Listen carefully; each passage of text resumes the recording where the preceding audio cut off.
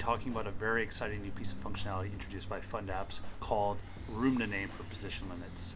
So FundApps, if you're not aware, has services to help you monitor limits for both futures and options, which is in our Position Limits product, and equities, which is in our Showing Disclosure product.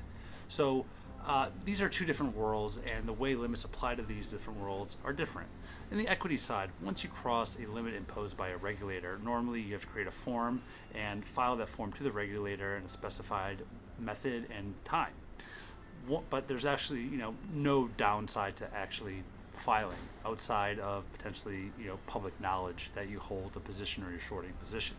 However, in futures and options, there's actually a bigger degree of risk because you're not intended to surpass those limits, and there could be sanctions applied to you if you do, as well as having that to be entered into your Form ADV. So there's inherently more risk on the futures and options side.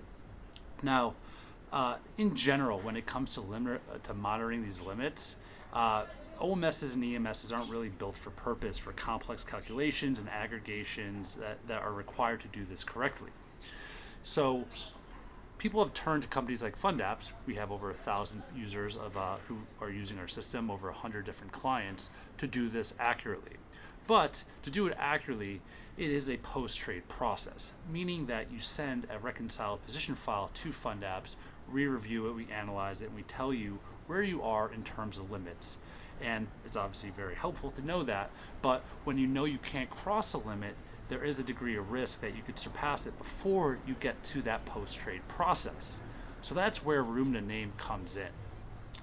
So in order to make sure that you're not going to be passing these futures and option limits, what we do is as soon as we consume that file, we're going to be sending back via API how much room you have in these individual contracts prior to having to get to that limit.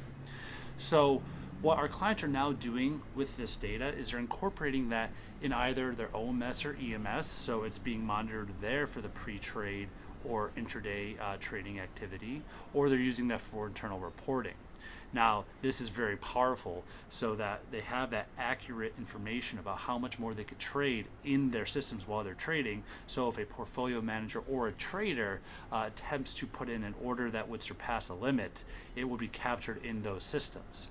Even in complex cases where there are two or more different instruments, for example, like an E-mini and a full-size future that are aggregated together, the complex process of disaggregation and reviewing that position are taken care of by having that room and a name enabled. So since this has been launched in October, we've been very happy with the success it's seen. It's given a lot of transparency to our clients, and interesting, having opened up to a different side of the client where we have front office users now reviewing this information for the first time because they want to have more transparency in where they are in terms of how far they are from the limits. So these limits are constantly changing, more so this year than ever before. So having an automated solution in place like FundApps is pretty much essential to avoid an unnecessary fine.